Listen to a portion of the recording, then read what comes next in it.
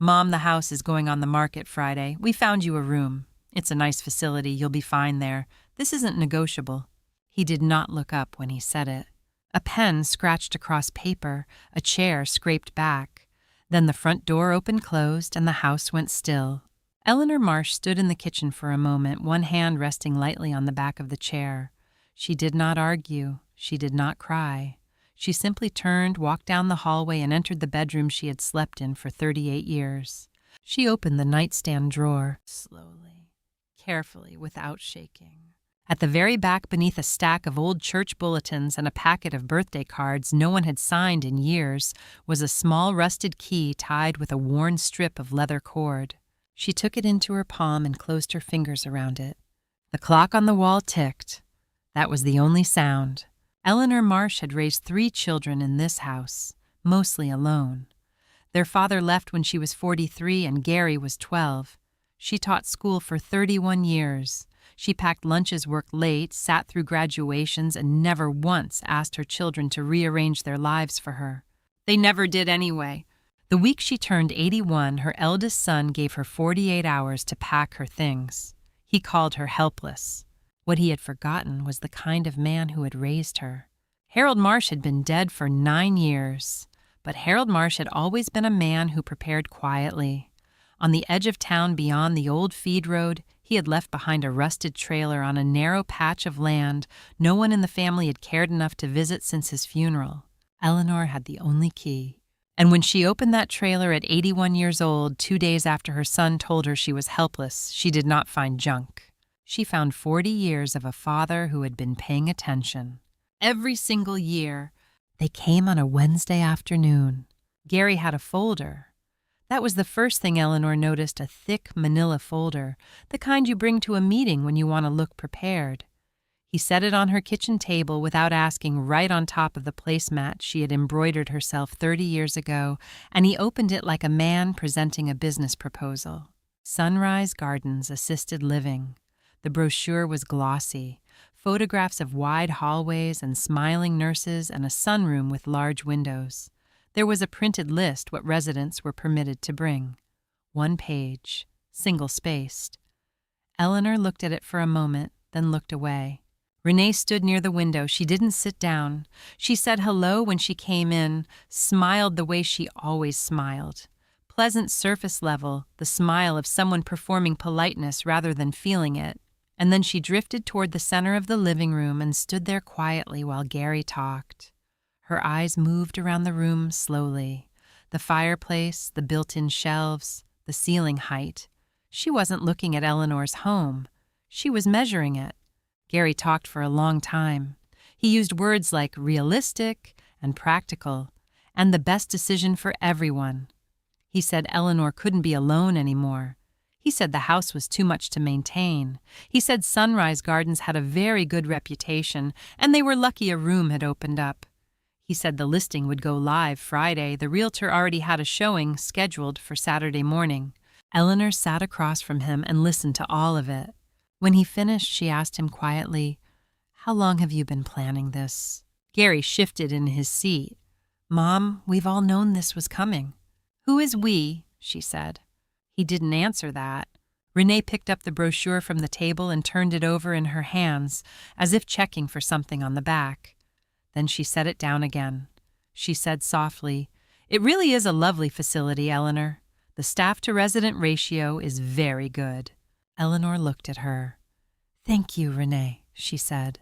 That was all she said. After they left, the kitchen was very quiet. Eleanor sat at the table for a while, the same table she had sat at every morning for 38 years, the one by the window where the light came in at an angle in the early hours and made the whole room feel like it was made of amber. She had drunk 10,000 cups of coffee at this table. She had graded papers here. She had cried here once the night she realized her husband wasn't coming back, and she had decided right here in this chair that she would not cry about it again. She had kept that promise to herself for 38 years. She kept it now. Diane called at 8:30 that evening. Eleanor heard the careful tone in her daughter's voice before she even said anything, that rehearsed gentleness people use when they have already decided something and want you to accept it without a fight. Mom, I just want you to know Gary's been under a lot of pressure. This wasn't easy for him either. I hope you can understand where he's coming from." Eleanor listened to all of it. When Diane finished, she said, "I understand, honey." "Are you okay?" "I'm fine," Eleanor said. "Thank you for calling." She hung up. She sat back down in her chair. The kitchen clock read 8:42. Outside, the neighborhood was quiet, the kind of quiet that only comes after 50 years of living somewhere, when you know the sound of every car that belongs on the street, and you notice when something is different. Nothing was different tonight. Everything was exactly as it had always been, and somehow that made it worse. After a while, she got up and went to the small drawer beneath the kitchen counter, the one that had always collected the things that didn't belong anywhere else. Old batteries, a measuring tape, a screwdriver with a cracked handle, a birthday card she had never thrown away. She opened it and moved things aside gently until her fingers found what she was looking for. The key, small, heavy for its size, rusted along the teeth in the particular way that iron rusts when it has been sitting still for a long time. It was tied with a strip of leather cord, soft, now almost black with age, and attached to the cord was a small paper tag, the kind Harold used to tie to things in his workshop when he wanted to remember what they were. He had written on it in pencil, his handwriting careful, upright, the handwriting of a man who had taught himself to read as a boy and never forgot that it was a privilege. Hester Road for Nell when she needs it. Eleanor stood at the kitchen counter and held the key in both hands. Her father had written those words. She didn't know when. She had found the key in this drawer 3 years after his funeral, tucked under a spare set of batteries, and she had put it back without thinking too much about it. She had told herself she would deal with it later. There was always something more pressing, a doctor's appointment, a grandchild's recital, a bill that needed attention. The key stayed in the drawer. The trailer on Hester Road stayed locked. And Harold stayed quietly in the past, the way the dead do when the living are too busy to sit still. She had never needed the key. She had always had the house. She stood there for a long time, reading his handwriting in the dim kitchen light. For Nell when she needs it. He had known. Somehow, in the quiet, patient way that Harold Marsh had always known things, he had understood that a day would come. He had prepared for it. He had left her something, and he had trusted her to find it when the time was right. Eleanor closed her fingers around the key. She had 48 hours. 48 hours to sort through 38 years.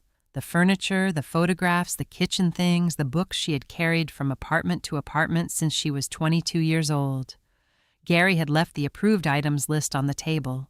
1 page, single-spaced. She sat with all of that for 2 full hours. She didn't pack. She didn't sort. She just sat. And then something settled in her, quiet and certain, the way decisions feel when they are the right ones. She set the key on top of the Sunrise Gardens brochure. She got her coat from the hook by the door, the old wool coat, the charcoal gray one she had owned since the year Harold died, the one she wore when she wanted to feel like herself. And the next morning, before Gary woke up on the other side of town, before Renee made her first phone call of the day, before anyone could tell Eleanor Marsh what came next, she got in her car. She drove out past the grain elevator, past the empty lot on the corner of 5th, past the edge of town where the road got quieter and the trees grew closer together. She turned onto Hester Road for the first time in 9 years. Hester Road was the kind of road that the town had never quite decided what to do with. It ran along the eastern edge past the old grain elevator and a row of storage units that had seen better days, and then it just stopped being a road and became a suggestion. The pavement gave out after the last streetlight. After that, it was gravel, then dirt, then a narrow track through scrub grass that wound back toward a line of trees. The lot was 0.8 acres. Harold had bought it in 1974 for $4,000, which everyone at the time told him was too much to pay for nothing. He had smiled at that and said nothing back, which was his way of disagreeing without arguing. He cleared the back corner himself, set down gravel, and pulled the old Airstream in on a rented flatbed the following spring. He used it as a workshop for the next 30 years. A place to think, he called it. A place to work with his hands when the house got too loud. Eleanor had not been back since the week of his funeral. She parked on the dirt track and sat in the car for a long time before she got out. The morning was gray and cool, the kind of early October morning that smells like wood smoke and wet leaves, and the trailer stood at the back corner of the lot, exactly as she remembered it. 30 years of weather had done their work. The aluminum skin had gone from silver to a deep mottled rust orange and gray and brown, patched in places where the metal had bubbled and split. The small window above the door was filmed over with dust. The steps leading up to the door had a thin green moss growing along the edges. But the structure was still sound. She could see that from here. Harold had built things to last. He had never done anything halfway, never cut a corner, never used the cheaper material when the right one was available. The frame of the trailer was still square. The roof line was still straight. Whatever was inside had been protected. Eleanor sat with the engine off and remembered standing in this exact spot 9 years ago after the graveside service while Gary and Diane waited by the car. She had looked at the trailer and thought, I need to deal with this soon. There would be things inside. Tools, probably. His workbench. Old coffee cans full of screws and nails. She would go through it and figure out what to keep and what to give away, and she would do it soon. 9 years was a long time to mean to do something. She got out of the car. The morning air was cold and still. Her shoes crunched on the gravel as she walked toward the gate in the low, chain-link fence that ran along the roadside of the property. She reached for the latch and then stopped. The grass along the fence had been cut, not recently mowed, but trimmed carefully the way someone does it with a hand tool when they are being thorough. The weeds that should have been pushing through the chain links had been cleared. The gravel inside the gate had been raked at some point, the ruts from old tire tracks smoothed over. Eleanor stood very still and looked at this. She had not done it. She had not been here in 9 years. Gary had not done it. Gary had referred to this property exactly once in recent memory at Diane's kitchen table 2 Thanksgivings ago when he called it that rusted lot out on Hester and said they should probably just sell it and be done with it. He had not asked Eleanor about it after that. He had not come out here. Someone had been caring for this land. She did not know who. She opened the gate. It swung easily without the resistance of a hinge that has been allowed to rust, and that told her something too. Her phone buzzed in her coat pocket. She already knew who it was before she looked. Gary, 7:52 in the morning. Mom, where are you? The real estate agent is coming at 10. She stood in the middle of the lot with the trailer ahead of her and the gray sky above her, and she read the message twice. Then she typed back 3 words. I am fine, Gary. She turned the screen off and put the phone back in her pocket. She walked slowly around the perimeter of the lot the way Harold had always walked a piece of ground before he started working it. He said you had to introduce yourself to a place before you asked anything of it. She had thought that was his way of being poetic. Now she thought it was just his way of paying attention. And then she saw it. A small sign zip-tied to the fence post near the road. White background, clean black lettering, the kind of sign a company prints in bulk. It was not weathered. It had not been there long, maybe 2 or 3 months at most. Crestfield Development Partners, interested in purchasing this parcel. Please contact. A phone number below that, nothing else. Eleanor read it twice. Then she stood back and looked at the lot again differently this time. At the cleared fence line, at the raked gravel, at the trailer that was still standing after 30 years. Someone had found this lot. Someone had looked at it and seen something worth wanting. Someone had put a sign on her father's fence without ever speaking to her. She thought about Gary at her kitchen table yesterday with his folder and his realtor schedule and his 1-page list of permitted items. She thought about Renee standing in her living room, measuring the ceiling height with her eyes. She thought about Harold buying this land in 1974 for $4,000 while everyone told him it was too much to pay for nothing. She took the sign off the fence post. She held it for a moment. Then she set it face down on the gravel gently the way you set something aside that you are not yet ready to throw away. She walked to the trailer door. She stood on the mossy step and looked at the lock. Old, the same age as the key in her hand. She put the key in. It turned with some resistance the way a lock turns when it has been waiting, and then it gave. The door swung open. The door swung open, and Eleanor stood at the threshold for a moment before she stepped inside. The air was close and still, the way air gets in a space that has been sealed for a long time. It smelled like metal and old wood and something faint underneath that she recognized without being able to name it, the particular smell of her father's work oil and sawdust and the soap he used on his hands at the end of the day. She had expected cobwebs. She had expected the kind of disorder that accumulates when a space is abandoned, tools, rusting on the floor drawers left open, the evidence of a life interrupted. She had been bracing herself for that without knowing it. But Harold Marsh had not left a disordered space. Along the left wall his tools hung on a pegboard, in the arrangement he had always kept them. Hammer mallets, chisels in descending size. The hand planes on a separate row, each one resting on two small wooden pegs he had made himself. The levels, the squares, everything in its place. Everything as he had left it the last time he came here, which must have been not long before he died. The tools had dust on them, but they were hung correctly. Eleanor moved slowly through the narrow space. She touched the handle of his favorite hammer without meaning to, just a light brush of her fingers, and then she kept walking. At the far end of the trailer was something different. A small wooden workbench built into the wall. Not a purchased workbench, a built one constructed from lumber he had cut, and joined himself with the same careful joinery he used on everything. The surface was clean. Above it, a shelf. On the shelf, an old oil lamp, the glass chimney still clear. A brown leather notebook thick with age, the spine cracked. And a tin box green, the kind that had once held butter cookies at Christmas, the kind that every household in America had owned at some point and repurposed for keeping things that mattered. On the lid of the tin, Harold had taped a piece of paper, his handwriting in pencil in the careful, upright letters she had known all her life. Nell. Not for Gary. Not for anyone. For Nell. Eleanor stood in front of that tin box for a long time.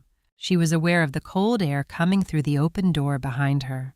She was aware of the silence outside the empty road, the October sky going flat and white above the tree line. She was aware that her phone was in her coat pocket, and that it had buzzed twice since she came inside. She pulled the chair out from beneath the workbench. It was a plain wooden chair, the kind Harold favored, no cushion, no armrests, nothing unnecessary. She sat down. She put both hands on the lid of the tin box. She opened it.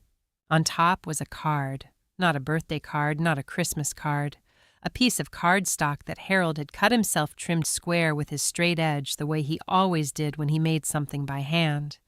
He had written on it in pencil in the same hand that had labeled everything in his workshop for 50 years. Nell, if you are reading this, then you need it. I knew you would not come here unless you really needed to. I have been waiting for you. I love you. Eleanor set the card down on the workbench. She looked at the wall in front of her.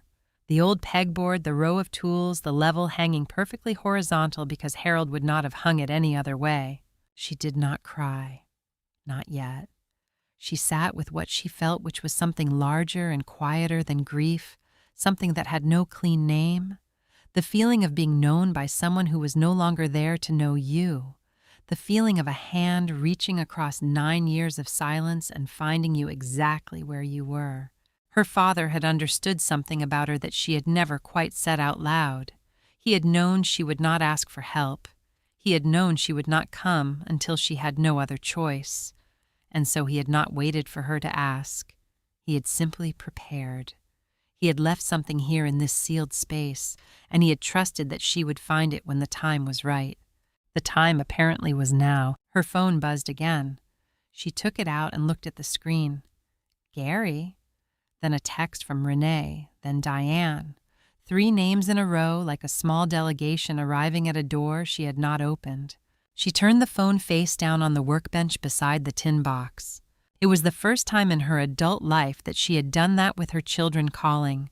She had always answered. She had always been available. It had been a point of quiet pride for her that she was the kind of mother who picked up. She had never wanted them to wonder if she was all right. Now she sat in her father's trailer on a cold October morning and let the phone buzz against the wood and felt surprisingly almost nothing in the way of guilt. She looked at the contents of the tin box.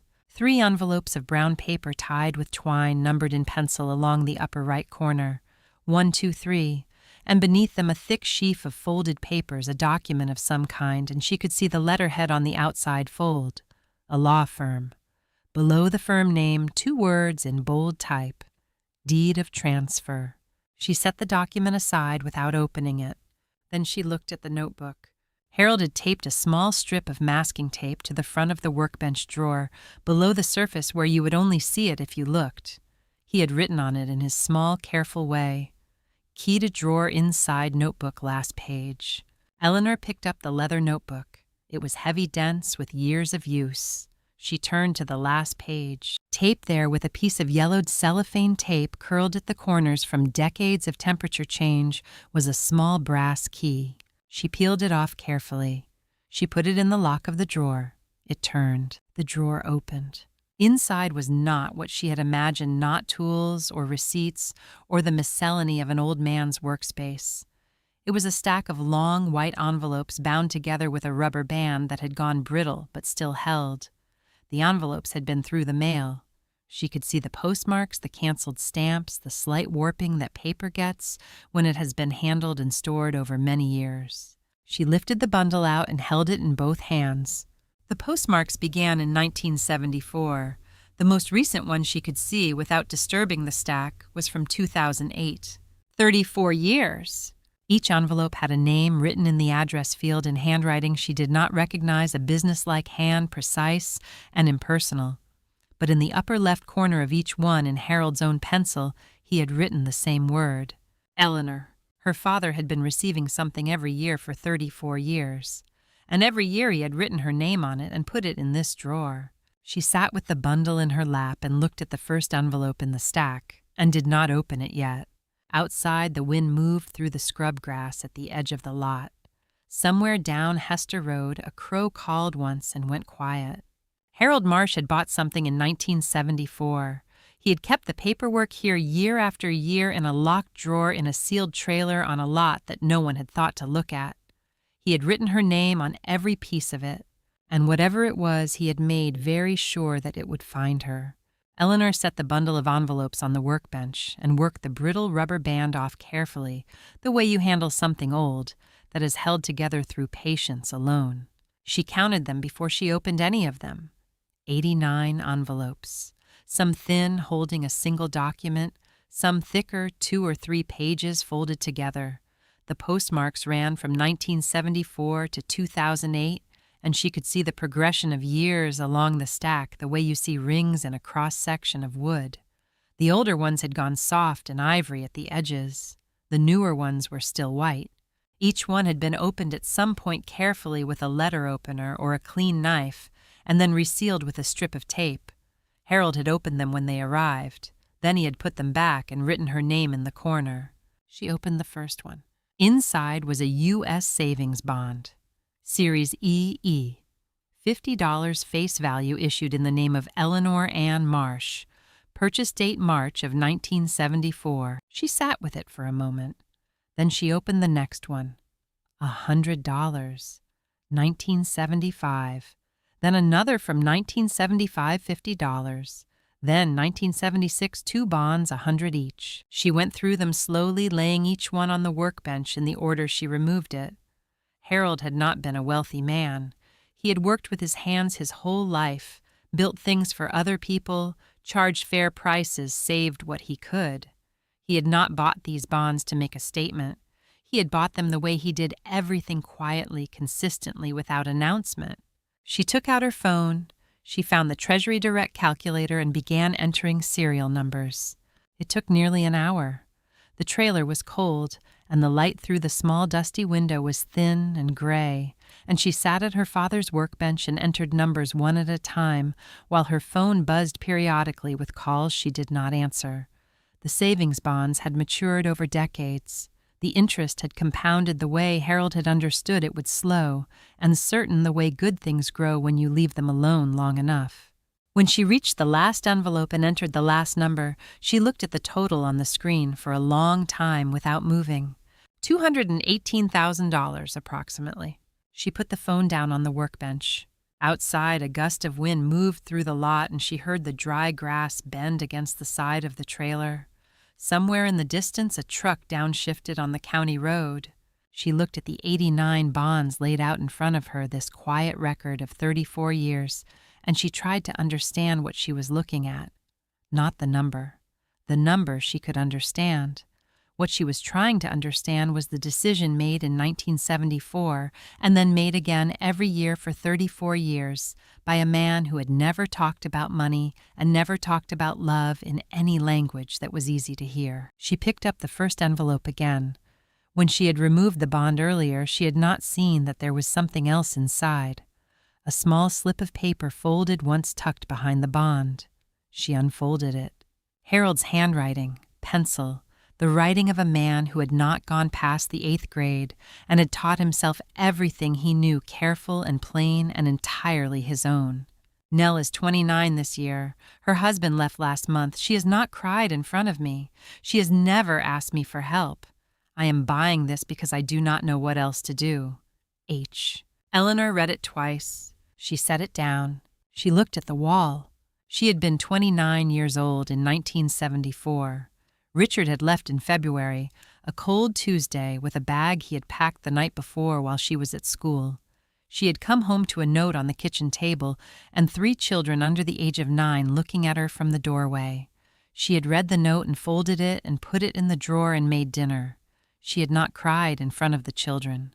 She had not cried in front of her father when he came by that weekend either. She had made coffee and said she was managing and meant it mostly, and Harold had sat at her kitchen table and drunk his coffee and not asked her questions she could not answer. She had thought at the time that he did not know what to say. Now she understood that he had known exactly what he was doing. He had gone home that weekend and bought a $50 savings bond in her name. He had written a note to no one in particular, maybe to himself, maybe to the daughter he could not reach because she would not let herself be reached. And he had put it in a drawer in a locked trailer on a lot outside of town. And then he had come back the next year and the year after that and every year for 34 years. Eleanor pressed her hand flat against the workbench and let herself cry. Not the way she had cried after Richard left, which was privately and briefly, and with a sense of getting it over with. She cried the way you cry when something finds you that you did not know you had been missing. When a door opens onto a room that was there all along. She cried for her father who had loved her in the only language he knew how to speak, which was the language of doing things quietly and not making a fuss about it. She cried for 1974 and 1975 and all the years after that when she had been tired and alone and had told herself she was fine. She cried because he had seen her all that time. He had seen her and she had not known. After a while, she stopped. She wiped her face with the back of her hand. She sat up straight in the wooden chair. She opened the tin box again and took out the brown envelope marked with the number 1. Inside was a document several pages folded in thirds. The letterhead of a law office, Beckett and Associates, Millhaven. At the top of the first page, in bold type, 2 words. Deed of transfer. She read it carefully. Harold Marsh transferring ownership of 0.8 acres at Hester Road to Eleanor Ann Marsh. The transfer had been executed in 2006. Notarized, signed, filed with the county recorder's office. For 18 years, this land had been hers. She had not known. No one had told her. Harold had not mentioned it, and Tom Beckett, the attorney who had handled it, had apparently waited for her to come to him, just as Harold must have instructed. Just as Harold would have arranged it, knowing his daughter and knowing she would not be rushed. Gary had never asked about the land. As far as Eleanor knew, Gary had assumed it was still part of Harold's estate, or had forgotten about it entirely, or had decided it was worthless and moved on. She set the deed on the workbench beside the savings bonds. She picked up the brown envelope marked with the number 2. Inside was a single sheet of paper, business letterhead. Crestfield Development Partners. The letter was addressed to the estate of Harold Marsh / current owner 0.8 acres Hester Road. It was a letter of interest. Crestfield was developing a mixed-use corridor along the eastern edge of town, and they had identified this parcel as essential to the project footprint. They were prepared to offer $340,000 for the property. The letter was dated 14 months ago. Eleanor turned it over in her hands. The paper was crisp. The letter had not been folded many times or handled much, but in the upper right corner in a hand, she recognized someone had written 2 words in ballpoint pen. G. Marsh. Gary had received this letter. Gary had known about the offer. He had known the number. He had known that someone wanted this land and was willing to pay $340,000 for it. And he had not said a word to her. Eleanor sat with the letter in her hands and thought about the folder Gary had brought to her kitchen table, the Sunrise Gardens brochure, the 1-page list of permitted items, the realtor schedule, the way Renee had stood in her living room and looked at the ceiling height. She thought about Gary saying, "Mom, we have all known this was coming." She thought about him not answering when she asked who he was. She set the letter down beside the deed and the savings bonds. Then she reached into the tin box and picked up the envelope marked with the number 3. It was lighter than the others. Whatever was inside was thin, 1 or 2 pages at most. She held it for a moment without opening it. Outside, the wind had settled. The lot was very quiet. The morning had gone still in the way that October mornings sometimes do, as if the world were holding its breath between one thing and the next. Eleanor looked at her father's handwriting on the tin lid one more time. Not for Gary, not for anyone, for Nell. Then she opened the 3rd envelope. The 3rd envelope was light, 1 card business weight cream colored. On the front, plain black type, Tom Beckett, attorney at law, Beckett and Associates, an address on Millhaven's Main Street and a phone number. Eleanor turned it over. Harold had taped a strip of paper to the back. His pencil, his handwriting, the same careful, upright letters she had been reading all morning. Tom knows everything. Call him when you are ready. He has been waiting. She sat with the card in her hand for a moment. Then she picked up her phone. She had 4 missed calls from Gary, 2 from Diane, 1 from a number she did not recognize, which was probably the real estate agent. She looked at all of them for a moment, the way you look at a list of things that used to feel urgent and no longer do. Then she dialed the number on Tom Beckett's card. He answered on the 2nd ring. Mrs. Marsh. She had said only that she was Eleanor Harold's daughter, and he had known immediately.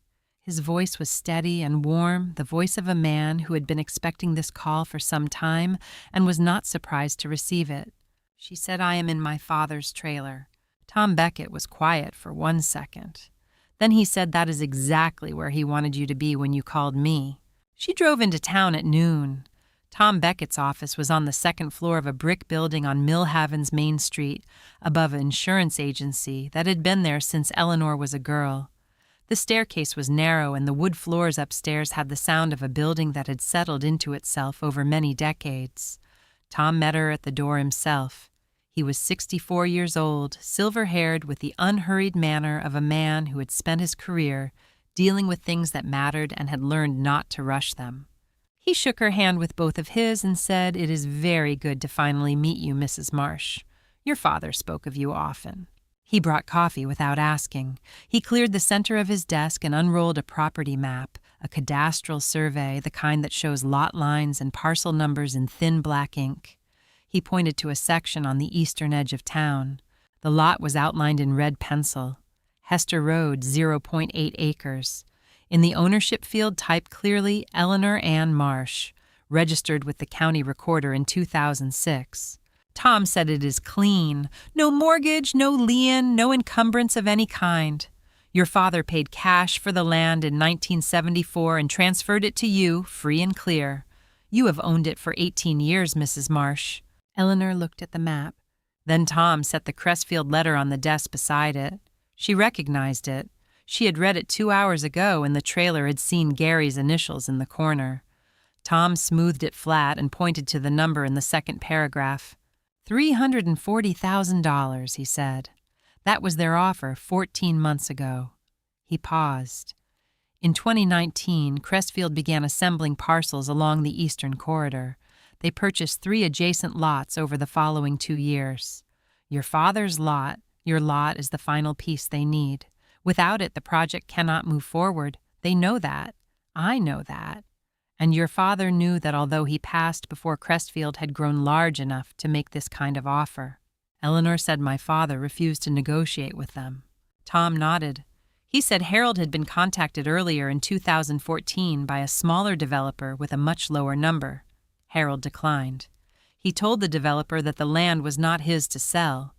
Tom looked at her steadily when he said this. Not his to sell. He had already transferred it to you 8 years before that conversation. Eleanor set her coffee cup down on the edge of the desk. Tom said I met with Crestfield's representative last month. They are aware that the title situation has been, in their words, unclear. They believe the estate is still in probate. I have not corrected that impression because I was waiting for you. But I can tell you that they are motivated. If you choose to negotiate, you will not be negotiating from a weak position. Eleanor said, what do you think the land is worth now? Tom said, I think you should let them make the next move, but I do not think you should accept $340. She nodded slowly. Then Tom folded his hands on the desk and his tone shifted just slightly into something more careful. He said, there is something else I should tell you. 4 months ago, I received a phone call from a man who identified himself as Gary Marsh. He said he was calling on behalf of the estate of Harold Marsh and wanted to discuss any assets that had not yet been resolved. I told him that I could not discuss the estate with anyone who did not have authorization under the terms of the will. He pressed the point, and I declined again. I sent a follow-up letter to your home address, Mrs. Marsh, notifying you that someone had made this inquiry and asking you to contact my office. Eleanor said I did not receive that letter. Tom looked at her without expression for a moment. Then he said, I see. He let that sit between them without adding to it. He did not need to add to it. Eleanor said I have been asked to leave my home. The house goes on the market Friday. Tom said nothing for a moment. Then he said, where are you staying? She told him. A friend's spare room, temporary, arranged in a hurry the day before. Tom said, Mrs. Marsh, I want you to know that you have options. Real ones. We can discuss all of them at whatever pace you need. There is no emergency on your end, whatever Gary may believe. She looked at him and said, I know that now. He nodded. He reached into the document box on the credenza behind him and set something on the desk between them. It was a cassette recorder. Small black, the kind that had been sold in every drugstore in America in the 1980s. It was old, but not broken.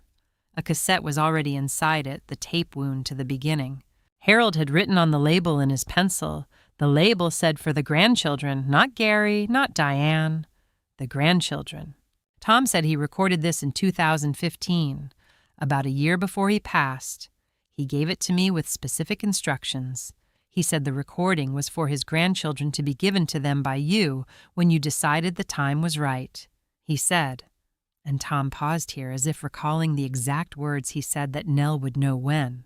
Eleanor looked at the cassette recorder on the desk. Harold Marsh had never owned a smartphone. He had never sent an email. He communicated in person in letters and things built with his hands. But in 2015, at the age of 82, he had sat down in front of a cassette recorder and said something he wanted the next generation to hear. Not his children, his grandchildren, the ones who were still young enough that what a man said might still change something. She did not pick it up. She looked at it for a long moment, and then she looked at Tom and said, not today. Tom said, whenever you are ready, it is not going anywhere. She picked up her coat from the back of the chair. She stood. She looked out Tom's window at the main street below, at the ordinary Wednesday afternoon, moving past people going in and out of the pharmacy, a pickup truck idling at the light, a woman pushing a stroller on the far sidewalk. She said, there is a call I need to make first. Tom said to Gary. She said yes. Tom said, would you like to make it from here? Eleanor thought about that. She thought about Gary at her kitchen table with his folder. She thought about Renee measuring her living room with her eyes. She thought about the letter with G. Marsh in the corner, the letter that had never found its way to her. She said, no, I think I will make it from the trailer. Tom nodded like that was exactly the right answer. She shook his hand at the door. He held it for a moment and said, your father was a very unusual man, Mrs. Marsh. In 30 years of practice, I have never had a client who planned the way he planned. He said he was not worried about you. He said you were the most capable person he had ever known. He just wanted to make sure you had what you needed when the time came. Eleanor looked at him. She said he never told me any of that. Tom said no. He told me instead. He said you would not have believed it coming from him. He said you would think he was just being a father. Eleanor stood in the doorway for a moment with that. Then she said he was right. I would have. She walked down the narrow staircase and out onto the main street and got into her car. She sat for a moment with both hands on the wheel. The afternoon light was thin and level, the kind of October light that makes everything look exactly as it is, no softer and no harder than the truth. She picked up her phone. She found Gary's name. She pressed call. Gary arrived at 9 a.m. He came alone as she had asked. He was wearing a button-down shirt and khakis, the kind of clothes he wore when he wanted to look composed, and he held his coffee cup with both hands the way he did when he was nervous, which Eleanor had noticed since he was 12 years old. He nodded at her in the waiting area outside Tom's office. He did not hug her. She did not offer. Tom Beckett shook Gary's hand and brought him into the office and asked him to sit down. Then he opened the file on his desk and began. He did not editorialize. He did not raise his voice or slow down for effect. He simply stated the facts in the order they had occurred, the way a man does when he has been holding information carefully for a long time and is finally permitted to set it down. The deed of transfer executed 2006 recorded with the county Eleanor Ann Marsh as sole owner of 0.8 acres on Hester Road. The savings bonds series EE89 in total, issued in the name of Eleanor Ann Marsh, current combined value approximately $218,000. The letter from Crestfield Development Partners dated 14 months ago, offering $340,000 for the Hester Road parcel. Then Tom set the communication log on the desk. A printed sheet dated entries in a single column. At the top of the list, 4 months ago, a call received from Gary Marsh, identifying himself as representative of the estate of Harold Marsh, requesting information about unresolved assets. Tom's response documented. His refusal to provide information to an unauthorized party. The follow-up letter sent to Eleanor's home address. The letter that had not reached her. Tom set his pen down and looked at Gary. Gary looked at the log for a long time without speaking. He did not argue with it. There was nothing in it to argue with. It was a record of what had happened, and what had happened was plainly there in black ink, and he had no version of events that improved on it. Tom said he would give them a few minutes and stepped out. The office was quiet. Outside the window, the main street went about its morning. A car passed. A door opened and closed somewhere below. Gary looked at his mother. He said, "Mom, why didn't you tell me?" Eleanor looked at him steadily. She said you did not ask. And you had no reason to ask, because you never thought your grandfather could have left anything worth finding. She said it without heat. She was not performing calm. She was calm the way a person is calm when they have already passed through the difficult part and come out the other side of it. She watched Gary receive the words, and she watched him not dispute them, because they were accurate and he knew it. He was quiet for a moment. Then he said, "What are you going to do now?" She said, "I am going to live on my land. I am going to decide whether or not to sell it. That is what a person does when they own something." He said, "And the house?" She said, "That is your house, Gary. You sell it. I have found somewhere else." He looked out the window. A muscle moved along his jaw. She could see him working through it, the arithmetic of what he had done, and what it had cost, and what, if anything, could be said about it now that would mean something. Then he turned back to her and said, "I am sorry, Mom." It was not the kind of apology that had been prepared in advance. She had heard those from him before, the managed apologies, the ones that Renee had helped him shape into something that acknowledged fault without accepting consequence. This was not that. This was a 54-year-old man sitting in a lawyer's office looking directly at what he had done with no angle left to work and no story left to tell, and saying the only thing that remained. Eleanor looked at her son for a moment. She saw the boy who had been 12 years old when his father left, who had eaten the dinners she made and worn the clothes she bought and graduated from the school she had worked at for 26 years and never once, not once, asked her what that had cost her. She said, "I know." She did not say it was all right. She did not reach across the desk and take his hand. She did not offer him the comfort of an easy resolution, because what had happened was not easily resolved, and she had spent too many years making things comfortable for people who had not thought to ask if she was comfortable. She said, "I know," and she meant it, and she let it be enough for now. Tom came back in after a few minutes, and they discussed next steps in the practical terms that the situation required. Tom would contact Crestfield and indicate that the owner of the parcel was available to negotiate. Gary said nothing during this part of the conversation. He sat with his coffee cup in both hands and listened and nodded when Tom looked at him. When it was over, Eleanor stood and put on her coat. Gary stood too. At the door, he said, "Where are you staying?" She told him. He looked like he wanted to say something more. She did not wait to find out what it was. She walked down the stairs and out to the parking lot and sat in her car. The afternoon was already shorter than the morning had been, the sun lower and the shadows longer, the way October moved through its days quickly at the end. She drove out of town on the county road and turned onto Hester Road without deciding to. She parked in front of the lot and sat with the engine off. The trailer was dark. The lot was quiet. The Crestfield sign she had set face down on the gravel was still there exactly where she had left it. She thought about the cassette recorder in Tom's document box. She thought about Harold in 2015, 82 years old, sitting alone with a small machine and saying something he had waited to say. Not to Gary, not to Diane, to the grandchildren, to the ones who were still young enough that the truth might do something when it landed. The oldest was 22, the youngest was 16. She knew their faces and their voices and the particular way each of them tilted their head when they were thinking. She knew which ones had Harold's eyes and which ones had Harold's hands. She knew Harold had watched them grow up from a distance and understood that he would not be there long enough to say to them in person the things that took a lifetime to know. So he had found another way. She sat in the car and watched the light go off the aluminum skin of the trailer, the rust going amber in the late sun, and she thought not yet. There was still something that needed to settle first in Gary, in Diane, and herself. There was still a conversation that had not happened and a truth that had not finished arriving. But soon. Harold had waited 9 years already. He could wait a little longer. She started the car. She had one more call to make. This one to Diane. 3 weeks passed.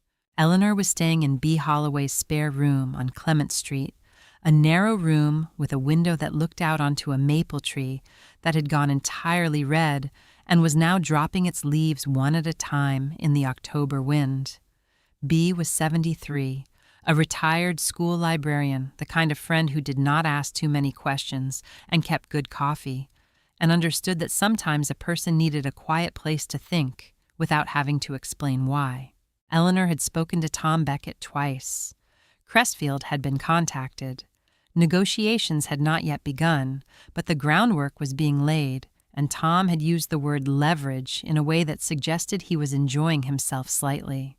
She had spoken to Gary once more briefly about a forwarding address for her mail. She had spoken to Diane twice, both times, short both times with the particular careful politeness of two people who have not yet said the thing that needs saying.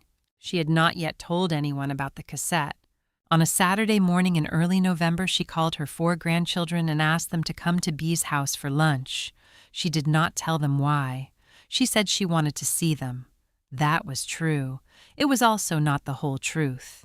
They came, all 4 of them. Marcus, 22, Gary's oldest, who was working his first real job and still looked slightly surprised to be doing it. Jenna, 19, Gary's daughter home from college for the weekend. And Diane's 2, Caleb at 17 and Sophie at 16, who arrived together and sat close to each other the way younger siblings do when they are in a situation they have not fully read yet. They knew their grandmother had been asked to leave the house. They knew it in the way young people know things in families, which is partially and sideways from overheard phone calls and the careful silences of parents who think they are not being observed. No one had explained it to them directly. No one had sat them down and said, Here is what happened, and here is why.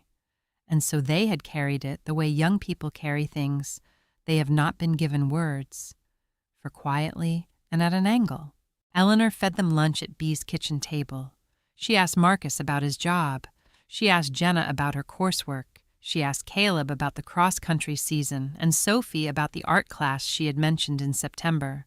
She listened to the answers. She was genuinely interested, which they could tell, because Eleanor Marsh had always been genuinely interested in the people in front of her. It was one of the things about her that her children had failed to notice because they had grown up with it and confused it with ordinary. After lunch, she went to her room and came back with the cassette recorder. She set it on the center of the table. They looked at it, then they looked at her. She said this belonged to your great-grandfather Harold. He recorded something on it in 2015. He left it with his attorney with instructions that I should give it to you when the time was right. She paused. I think the time is right. She said this is for you, not for your parents, for you. That was what he wanted. She looked at them each for a moment, then she pressed play. She walked out to Bee's back porch and closed the door behind her. The November morning was cold and pale, the sky the particular white that comes before the first hard freeze. The maple in the front yard was nearly bare now. She sat in one of Bee's porch chairs and listened to the silence of the house, which was not quite silence because she could hear faintly through the door and the wall the sound of her father's voice. She could not make out the words from here. She had listened to the recording once alone in Tom's office the day after she met with Gary. She had sat in the chair across from Tom's desk with the recorder in her lap and listened to her father's voice, which was older than she remembered it, slower, with the particular cadence of a man who has chosen every word carefully because he knows he will not have another chance to say them. Harold Marsh had not been a man of speeches. He had expressed himself through what he built and what he kept and what he planned and what he set aside in locked drawers for people he loved. But in 2015, he had sat down alone with a small machine and spoken plainly in his own voice the way he must have spoken when he was by himself and did not need to be quiet. He had said, I do not know how old you are when you hear this. I only know I will not be there to say it in person. Your grandmother Nell raised her children alone from the time she was 29 years old. No help, no complaint. She never once told me she was tired, though I knew she was. I did not have much money to leave. I had a piece of land and some savings. I left them to Nell because that was the right thing to do. I only want you to know one thing. That woman, your grandmother, has never in her life done anything unworthy of respect. Not once. If anyone in this family has treated her as less than she is, I hope you will remember what I just said. You do not have to do anything large. Just remember, your great-grandfather Harold. The recording had lasted 4 minutes and 12 seconds. Harold had cleared his throat once near the beginning and paused twice in the middle, and those pauses had undone Eleanor completely, in a way that the words alone had not, because the pauses were the sound of an old man taking his time, not hurrying, trusting that whoever was listening would wait for him, the way he had always trusted her. She sat on Bee's back porch for 20 minutes. When she came back inside, the recorder was sitting in the center of the table, and the room was quiet. Jenna was looking at her hands. Caleb was looking at the window. Sophie had her arms crossed in the way she did when she was holding something in. Marcus looked at his grandmother. He was 22 years old, and he had his great-grandfather's eyes, which Eleanor had noticed when he was a baby, and had not stopped noticing since. He looked at her the way Harold used to look at things he was trying to understand steadily, without pretense. He said, Grandma, do you need a place to stay? You can stay with me. Eleanor looked at him. 22 years old, first apartment, first job, offering his spare room to his grandmother without hesitating, which was not a small thing. She felt something move through her chest that she could not have named exactly, something between grief and gratitude and a feeling that was almost like hope. She said, I have my own place, sweetheart, but thank you. She meant it fully. She looked around the table at the four of them. She said, your great-grandfather loved you. He just did not know you yet when he loved you. He loved the idea of you, the people you were going to be. Nobody said anything for a moment. Then Sophie said quietly, "He sounds like he was really something." Eleanor said he was. That evening, Gary's son called his father and told him about the cassette. Not everything, just the fact of it. Cull Harold left something for us, a message, about Grandma. Gary did not ask what was on it. He sat with the phone in his hand after the call ended and did not dial anyone. He did not call Renee into the room. He did not turn on the television. He sat in the dark of his living room and held what his son had told him and did not try to make it into something easier than it was. The next morning, Eleanor's phone rang at 8:15. She was at Bee's kitchen table with her coffee. She looked at the screen. Diane. Not a group text, not a forwarded message through Gary. Just Diane calling alone on a Sunday morning with whatever she had decided overnight that she needed to say. Eleanor answered. She said Diane. A long silence. The kind of silence that has weight to it, the kind that comes before something that has been prepared for a long time. Then her daughter's voice, smaller than its usual register, smaller than Eleanor had heard it since Diane was very young. She said, "Mom, I am sorry." The contractor broke ground on the first Monday of December. Eleanor had chosen a simple plan. 1 story, 2 bedrooms, a kitchen that opened into the living area, a covered porch facing east so she would have morning light. The contractor, a quiet man named Dale, who had been recommended by Tom Beckett and who spoke in the same economical way Harold had spoken, looked at the plan and said it was a good house. Eleanor said she knew. She had told Tom to contact Crestfield. The message was brief. The parcel at Hester Road was not for sale and would not be available for negotiation. Tom had reported back that Crestfield's representative had gone quiet for a long moment on the phone before asking if there was any number that might change her mind. Tom had said there was not. The representative had thanked him and hung up. Eleanor did not feel triumphant about this. She felt settled, which was different and better. The land had not been given to her to be sold. It had been given to her to be used. Those were not the same thing, and she understood the difference in the way you understand things that have been taught to you slowly over a long time without your quite knowing you were being taught. She used a portion of the savings bonds for the construction. The bonds had been cashed through the Treasury, the process straightforward, the money deposited into her account in a series of quiet transactions that felt nothing like what they were. What they were was 34 years of her father going to the bank once or twice a year and buying something small and putting it away without telling anyone. Converted now into 2x4s and insulation and a foundation poured on a cold December morning while Eleanor stood at the edge of the lot in her wool coat and watched. The trailer stayed. She had considered having it hauled away. The practical argument was easy to make. It was old and rusted and took up space that could be used for something else. She had stood in front of it one morning in late November and thought about this seriously for several minutes. Then she called Dale and asked if he knew someone who could restore it instead. Not to new, just to sound. Patch the rust, reseal, the roof, repaint the exterior in whatever color came closest to what it had once been. Dale said he could handle that himself. He asked what color she wanted. Eleanor said whatever Harold would have chosen. Dale looked at the trailer for a moment and said silver then. Something close to silver. It took 3 weeks. When it was done, it was not perfect, and it was not new. The aluminum had texture now, the repaired sections visible if you knew where to look. But it stood straight, and the roof was sound, and the door opened cleanly on its hinges. She had the inside cleaned, but not changed. The tools still hung on the pegboard. The workbench was still there. The wooden chair was still there. She added a small lamp and extension cord run from the new house so the interior had light. It was Harold's workshop. It would remain Harold's workshop. She moved into the new house on the 2nd Saturday of March, which arrived cold and clear, the kind of late winter morning that is already carrying something of spring in it if you pay attention. Marcus and Jenna came to help her carry boxes. Caleb and Sophie came in the afternoon with food their mother had sent a gesture from Diane that had not been discussed in advance and did not need to be. Eleanor did not have much. Decades of a life, but not much in the way of things. She had learned early that objects required tending, and she had spent her tending on people. What she brought into the new house fit in a morning. The last thing she unpacked was a photograph. Gary had allowed her to take it from the old house, had found it himself in the hall closet when she asked about it, and handed it to her without looking at it closely.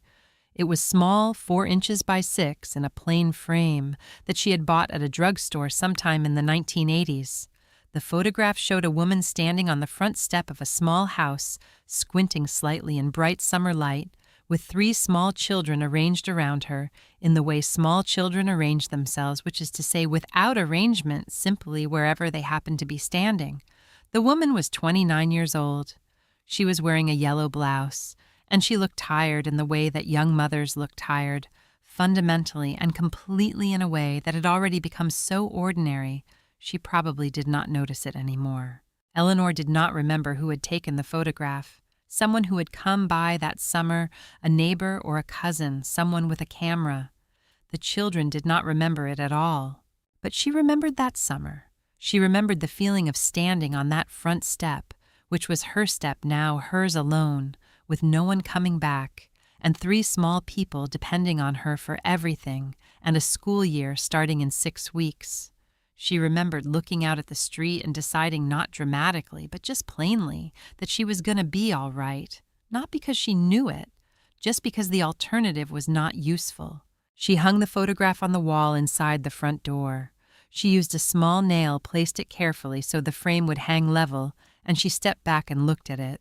The woman in the photograph did not know about the land on Hester Road. She did not know about the savings bond her father had bought 2 weeks before that photo was taken in March of 1974 and put in a locked drawer in a sealed trailer on a lot outside of town. She did not know that he had written a note to go with it that said, "Nell is 29 this year, and she has not cried in front of me, and I do not know what else to do." She did not know any of that. She was just standing on her front step in a yellow blouse, holding things together by herself, the way she had always done. Eleanor looked at her for a long moment. Then she went to put the kettle on. Gary came on a Tuesday afternoon in October, almost exactly a year after he had set the Sunrise Gardens folder on her kitchen table. He came alone. He stood at the door of the new house and looked at it, at the porch and the windows and the covered entry, and then he looked at the trailer in the back corner, silver gray in the autumn light, standing exactly where it had stood for 40 years. He came inside. He accepted coffee. He looked at the photograph on the wall by the door and said nothing about it. They talked for a while about ordinary things, Marcus's job, Jenna's semester, the first cold weather coming in. At the door, when he was leaving, he stopped and looked out at the lot. "He said he knew you would build something out here, didn't he?" "Grandpa Harold. Eleanor said he knew I would need somewhere to build. The building was mine." Gary stood with that for a moment. Then he nodded once slowly, the way a man nods when he is accepting something he cannot revise. He said goodbye. He went to his car. He drove away. Eleanor stood on her porch and watched the taillights reach the end of Hester Road and turn. The evening was coming in the sky, going gold, and then amber at the tree line, the air carrying the particular smell of October that she had known her whole life and still could not quite name. The lot was quiet. The new house was warm behind her. The trailer stood in its corner, the repaired aluminum catching the last of the light. Gary thought he had been solving a practical problem. He was not entirely wrong about that. He simply did not know that Eleanor's father had been solving the same practical problem 34 years earlier in the only way available to a man who was not wealthy and not loud and not given to large gestures. Harold Marsh had not had a financial advisor or a legal strategy or a long-term plan in any formal sense. He had a daughter he could see clearly, more clearly perhaps than anyone else had ever seen her, and he had done the only thing he knew how to do. He had worked, quietly, year after year, without telling anyone, without asking for acknowledgement, without knowing exactly what it would be needed for or when. Not because he was certain something would go wrong, because he understood that life sometimes does this to good people, and he wanted her to have something solid under her feet when it did.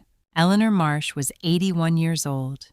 She had raised 3 children alone. She had taught school for 31 years. She had folded her grief and her exhaustion into something useful, and kept going for decades without being asked how she was and without volunteering the answer. Her father had seen all of it. He had not said so while he was alive because that was not the language he spoke. Instead, he had gone to the bank. He had written a note on a slip of paper and tucked it into an envelope. He had done this once a year for 34 years. And when she finally needed it, it was there. She went inside when the light was nearly gone. She put her tea on. She sat in the chair by the window that faced east, the one she had placed there deliberately so that in the morning she would see the light coming in across the lot, across the repaired trailer, across the trees at the edge of the property that Harold had never cut down, because he said old trees knew something the young ones were still learning. The house was quiet in the way that a house is quiet when it belongs to you. She wrapped both hands around her cup and sat with that for a while. Some people leave you money. Some people leave you land. Harold Marsh had left his daughter both of those things. But what Eleanor understood sitting in her house on a Tuesday evening in October was that the money and the land were just the form it had taken.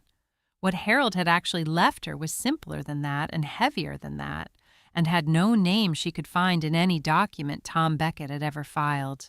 He had left her proof that he had seen her, proof that he had been paying attention every single year when she thought no one was watching, proof that one person at least had understood what she was worth and had acted accordingly in the only language available to him, which was the language of doing things quietly and not making a fuss about it.